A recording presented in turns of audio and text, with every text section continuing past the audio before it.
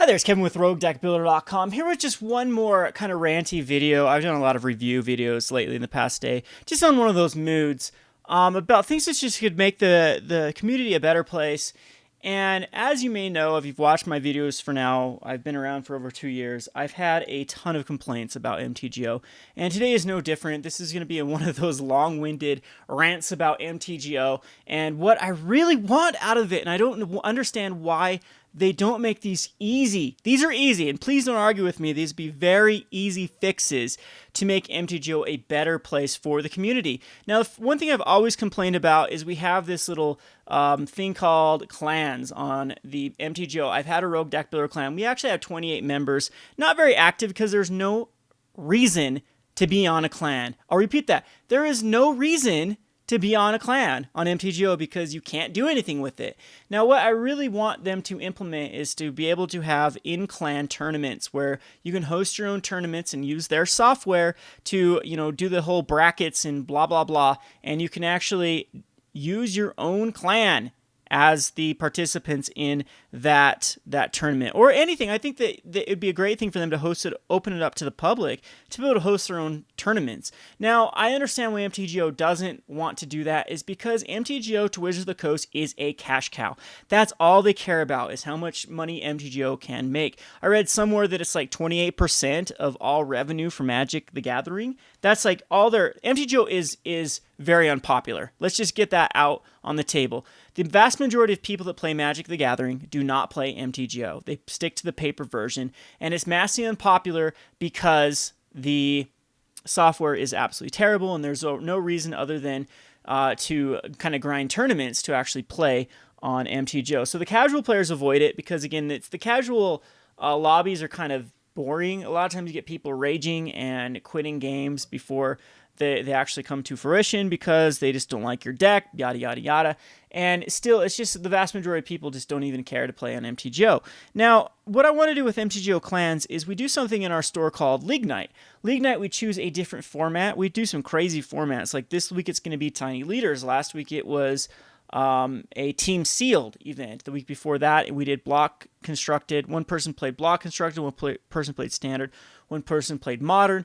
We have 100 card singleton coming up. We have tribal coming up. We have a lot of different formats for League. I would love to do that for Rogue Deck Builder, kind of host these leagues and these tournaments where we can actually set up the games versus each other and have a lot of fun, just in-house fun and playing games against each other. Now, I don't know why MTGO is 10 to 15 years behind, but you've been able to host private games on virtually every other software known to man in the last 10 years.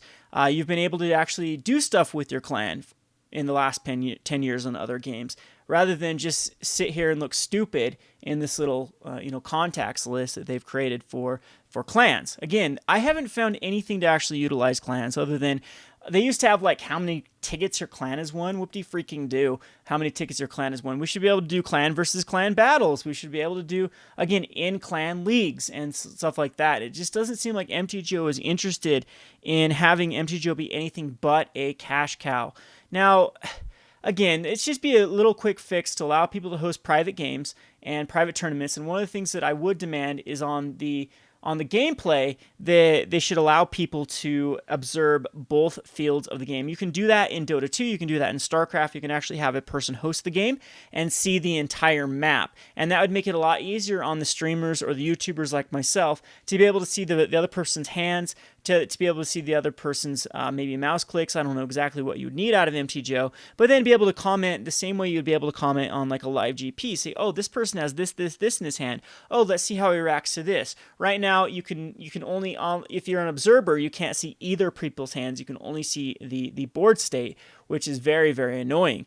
So, and then it would also make it very easy to set up, again, the tournaments, and you could actually host a stream, an entire tournament, and cast it from MTGO. And I think that that'd be very popular of a thing for streamers, especially to be able to do. Like a company like Star City Games could actually just hold opens on MTGO and be able to, see both ends of they just have to have a delay, like an hour or two delay from the streaming.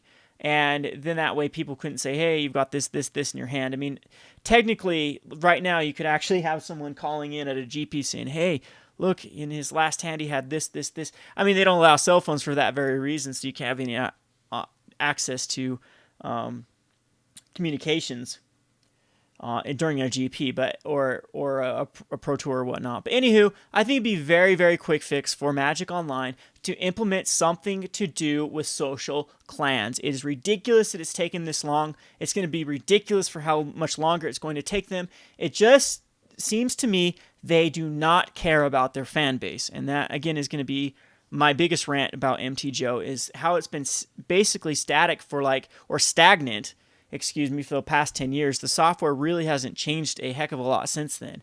Now, my last bit of rant, and this is a huge rant, is look at this. Konzatar Cure boosters are going, you can buy them. You can buy them right off MTGO traders for 1.88. So less than 2 tickets.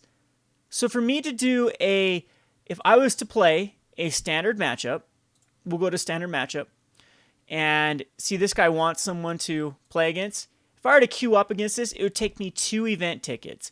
2 event tickets for me to win 1.88. 1.88 tickets? That is ridiculous, Wizards. You need a way to stabilize the market. And there's an easy way to do this. What you do is you allow them to redeem whatever booster pack you want. So Fate Reforged booster packs are going for 3.62 tickets a piece. 3.62 is what the Fate Reforged tickets are going for. But unfortunately, you get Konzatar Cure in the 2-man queues. They should allow us, the player, to set what prize packs we want. That would 100% stabilize the economy. That would make it so that Fate Reforged boosters would go down, Konzatar Cure boosters would go up, and that would lead to more people queuing up. Because there's no way, no how, I'm going to be queuing up to be losing 12 cents per win on the 2-man queues. And this is one of the worst, but I've in past years, there's actually been worse times when I think I remember playing during Torment, and they're giving out Torment prize support, and it was like Odyssey Torment was the format, and so you only needed 1 to queue up, and everyone needed Odyssey packs, no one needed Torment packs, and they were going for like a dismal 1.2 tickets, or it was obscene how low, because there was nothing out of the packs that was worth money either on MTGO, so it was obscene how much the prices were. So you'd get more people queuing up in the 2-man queues, and you'd actually have more Fate Reforged boosters to go around for people to be queuing up in the actual Fate or Cons Fate drafts. And, it just leads to actually more games being played, because a Wizard just doesn't have the foresight to do very, very simple things to stabilize their economy and actually lead to a better experience. So I'm calling Wizards out. Those are the 2 changes I demand. I've promoted your software a ton. I have over 12.5 thousand or 12,000 subscribers on YouTube that have watched my gameplay videos for over 2 years, and I'm not nearly the largest channel that does so. I'm just one of the few that have started the YouTube, that absolutely love Magic the Gathering, started a YouTube channel and promoted the crap out of your game. And expect just to be taken seriously as a software, and actually get within the last decade and upgrade these simple changes that will make it. I mean, I could go on and on and on about rants I have about MTGO, and I actually do hope I am sounding bitchy and whiny here, because we've put up with this nonsense for so long with MTGO, just hoping, praying that the software would get better, and it has gotten a little bit better. It's still buggy as hell. I'm okay with bugs, because that's the nature of the beast. I just want to play the game, but I'd appreciate if they'd actually listen to the community and get input from the community of what changes they'd like to actually see on MTGO, and then actually implement those changes. See, Wizards talks about how they love the community, how they listen to the community, how they want the feedback. But once the feedback is given to them, they don't do a damn thing about it. So I'm fed up with Wizards. I hope that they take MTGO seriously, especially if it's 1/3 of their revenue is this piece of crap software. That they should quit just using it as a cash cow and actually do what the players actually want. So, anywho, just a little bit. I've noticed that I'm subscribed to Brian Kibler's. Well, I was subscribed. Maybe I'll resubscribe to his channel. And he is completely moved over to Hearthstone. This guy plays very little Magic on his channel, because he just absolutely cannot stand the way that MTGO, streams and looks and whatnot. So should be a wake-up call to MTGO. They've lost. Brian Kibler is probably, if not the most, well, probably not the most, but he's definitely top 10 of kind of iconic people on MTGO. Everyone knows who Brian Kibler is, and he's completely moved over to the competitor of Hearthstone. And I think that's a very, very sad day for Magic when a person that wants to stream and wants to play a lot of games has found an alternative. And personally, I'm not a fan of Hearthstone. I think it's a lot more. It's not as in depth as Magic, and I like just the skill intensity of Magic the Gathering. Again, I haven't given Hearthstone. I've only played it for like a couple games, and I know that's not giving it enough of a trial, but I do know that for example, the Facebook page for Hearthstone is a lot bigger than the Magic, and Magic's been around for 20 years, and the Reddit page is twice as big as the Magic the Gathering page. So it's just sad that MTGO especially is losing the online business to companies like, Blizzard is a great company. They've always been a very good company, and just Hearthstone has probably leached off a lot of people. I know a lot of people do transition back from Hearthstone over to Magic the Gathering, just because, in my opinion, it is a better game. But anywho, I'm just hoping that the Wizards will hear me out and hear you as a community. So let's just use the comment section on Rogue Deck Builder to put all the things that you'd want on MTGO, all just the simple implements that make it better.